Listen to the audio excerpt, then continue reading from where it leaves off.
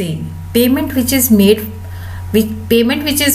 for the use of the services of capital is called interest. But in economics, the meaning of the capital is machinery, raw material, building, factory premises, cash or money. So in economics, the meaning of interest is the payment which we receive for the use of money for specific time period, and it is always expressed in percentage per annum.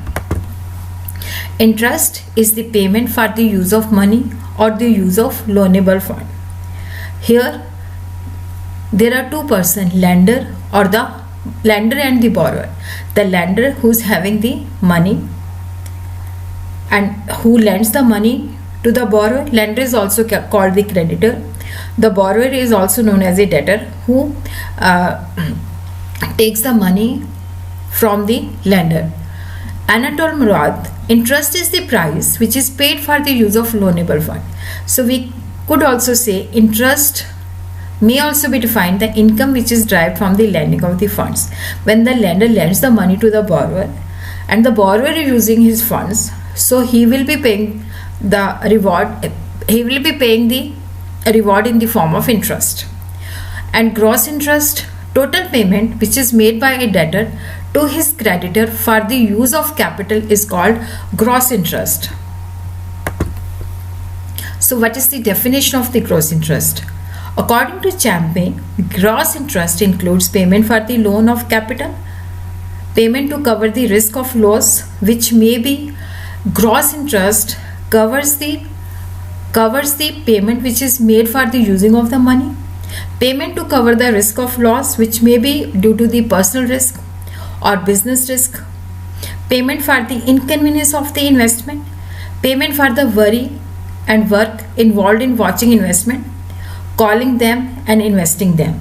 So according to Champagne, gross interest includes the payment for the loan of the capital, and it also covers the various risk, personal risk, business risk, and reward of management, reward of inconvenience.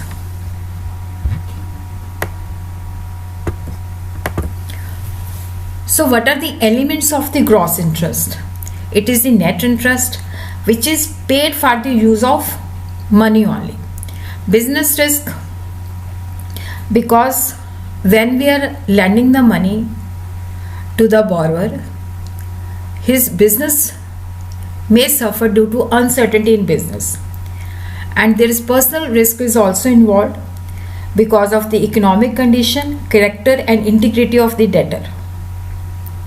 When a debtor is in position to repay the debt but he deliberately refuses to do so, or he becomes bankrupt, then here the personal risk is also involved.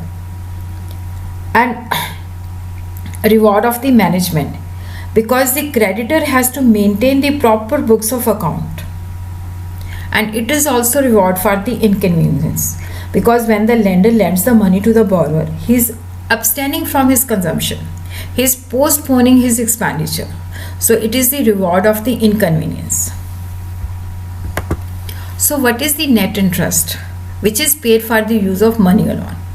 Net interest is a payment for the loan of capital when there is no risk, no inconvenience, apart from that which is involved in saving, and no work is entailed on the lender, that is the management of the books for maintaining the account. So net interest is only for the use of money only.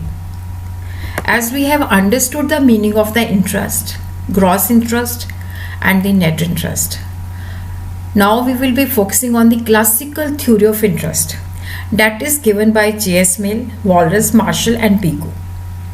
It regards interest as a real phenomena. The determination of the interest is by the real factors like the productivity, thrift and abstinency.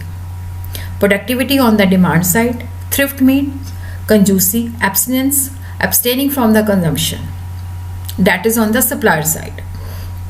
Interest is determined by the demand and supply of the capital. It is also called the real theory of interest, which is based on real forces of demand and supply. Productivity on the side of the demand. Thrift, that is the conjugacy, miserliness on the supply side, because the lender is saving the money because he is abstaining from the consumption. Interest is the price paid for the saving of the capital. So demand for capital is made to get the capital like machines, tools, equipments to make the investments.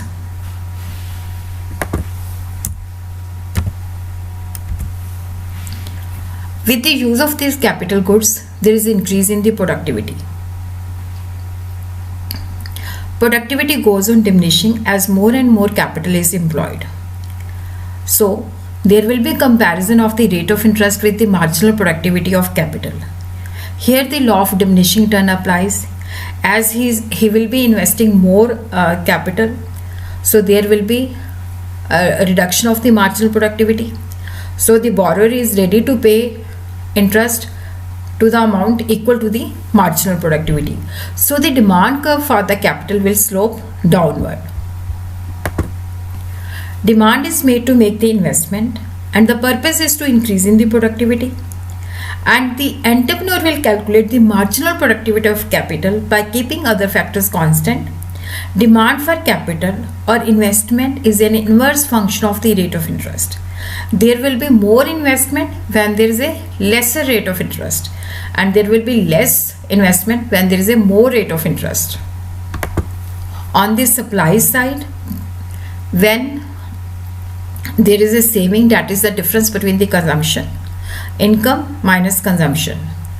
So saving is influenced by such real factors: abstinence, that is the lender is not making the consumption, he's saving, he's making thrift, he's waiting time preference. Saving depends upon the rate of interest. There is a positive relationship between the saving and the rate of interest. If there is more rate of interest, he will be saving more. If there is less rate of interest, he will be saving less. So how the interest is determined? Where the demand and supply is equal, that is the rate of interest. As we see, as the interest rate goes on increasing, demand goes on reducing. As the interest rate goes on increasing, the supply of saving goes on increasing. So equilibrium is determined where the demand and supply, investment is equal to saving. So on OX we take the capital, on Y axis we take the interest. So equilibrium is at this point.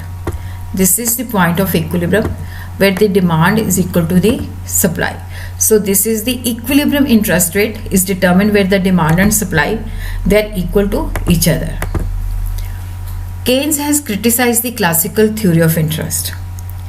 According to classical theory of interest, more investment, that is the production of capital goods, because there is, according to classical theory, money is demanded to make the investment, that is the production of the capital goods, takes place only by abstaining the consumption. More saving, more investment, and less consumption.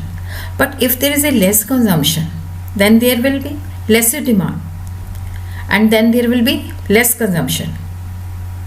Then if there is a more saving, more investment, and less consumption, but a decrease in demand for consumer good is likely to reduce the incentive to produce capital good. So according to classical theory, this assumption is wrong. Equilibrium, the classical theory has assumed there is an equilibrium between the saving and investment. But according to Keynes, equality between saving and investment is brought by the changes in income, not by the changes in the rate of interest. Wrong on the part of classical economists to assert that saving and investment, they are influenced by the rate of interest. Saving is influenced more by income, and investment is influenced by marginal efficiency of capital, because the investor makes the investment when he expects more marginal efficiency of capital. So investment is influenced by the expected profitability. Classical theory is based on real factors, ignores the monetary factors. But according to Keynes, rate of interest is a monetary phenomenon. Modern economists are of the view that interest is influenced by both real as well as the monetary factors. Unrealistic assumption of the full employment. Interest is reward for increasing the supply of saving by curtailing the consumption. This theory explains why interest is paid under the condition of less than full employment. It is the indeterminate theory. According to Keynes, it's an indeterminate theory. Rate of interest depends on saving, and to know the rate of interest, we must be clear about the volume of saving. To know about the volume of the saving, we should be sure about the rate of interest. But rate of interest depends upon the saving, and saving depends upon the size of income, and size of income depends upon the investment, which also depend upon the rate of interest. So it's an indeterminate theory, and it also has a narrow conception of the supply of capital. Saving is affected out of the existing income, but in reality, past hoarding is also used. Here they are assuming saving is affected out of the current income, but in reality, past income, that is saving is also past hoarding, which we have. We are using the past saving also, and these days bank credit also forms part of the supply. The classical theory of interest does not consider borrowing for the consumption. They say money is only demanded for investment, but money is also demanded for consumption. And here they have ignored the monetary factors. They have said the determination of the interest is affected by the real forces, that is the productivity, that is the abstinence, and there is they said that there is a neutrality of money. Changes in demand and supply of money have no effect, but practically changes in demand and supply of money have effect on the determination of the interest.